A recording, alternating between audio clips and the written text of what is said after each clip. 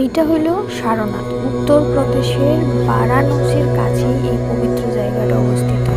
এই জায়গাতেই গৌতম বুদ্ধ প্রথমবার তার ধর্মের বাণী সবাইরে শোনাইছিল। এই যে প্রেয়ার হুইলটা দেখতাছো, এইটা ঘুরাইলেই মনে করা হয় অনেকগুলো প্রার্থনা একসাথে করা হইল। আমি যখন এটা ঘুরাইলাম, সত্যি কথা বলতে মনটা অনেক শান্ত হইয়া গেছে। মনে হইল সব দুশ্চিন্তা একটু একটু করে দূরে যাইতেছে। এই জায়গার একটা আলাদা অনুভূতি আছে। শান্তি খুঁজতে গেলে কখনো কখনো এমন জায়গায় আসলেই বোঝা যায় শান্তি আসলে ভিতরেই থাকে। আর এই প্রেয়ার হুইলের মধ্যে যে মন্ত্রটা লেখা আছে, এটা হলো ওম মণি পদ্মে হোম।